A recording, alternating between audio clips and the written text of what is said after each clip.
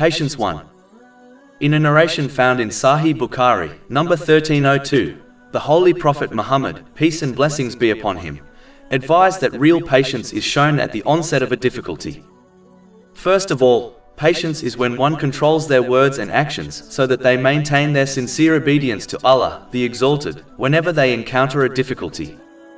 It is important to understand that true patience is shown throughout a calamity, meaning from the very onset of the difficulty onwards.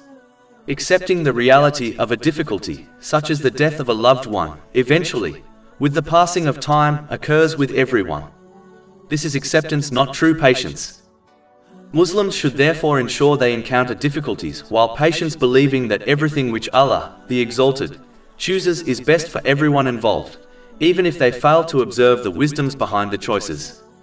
Instead, they should reflect on the many times when they believed something was good, yet it ended up being bad, and vice versa.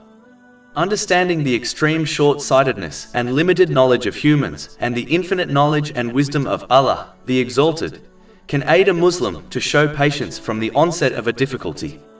Chapter 2 Al-Baqarah, verse 216. But perhaps you hate a thing and it is good for you, and perhaps you love a thing and it is bad for you. And Allah knows while you know not. In addition, as Allah, the Exalted, does not burden a soul with more than they can handle, it leaves no one with an excuse not to show patience and maintain their sincere obedience to Allah, the Exalted, through words and actions, from the onset of a difficulty. Chapter 2 Al-Baqarah, verse 286. Allah does not charge a soul, except with that within its capacity.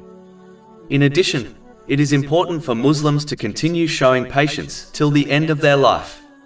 This is because a person can easily lose the reward of patience, even if they were patient from the onset, by demonstrating impatience further down the line. This is an extremely deadly trap of the devil. He patiently waits for decades just to ruin the reward of a Muslim. The Holy Quran makes it clear that a Muslim will gain reward for what they bring to Judgment Day, meaning take with them when they die.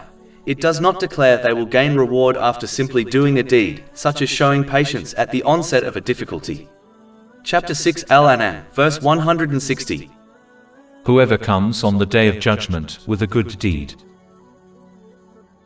Over 400 free ebooks, audiobooks, infographics, podcasts and blogs available on our website, www.shaykhpod.com.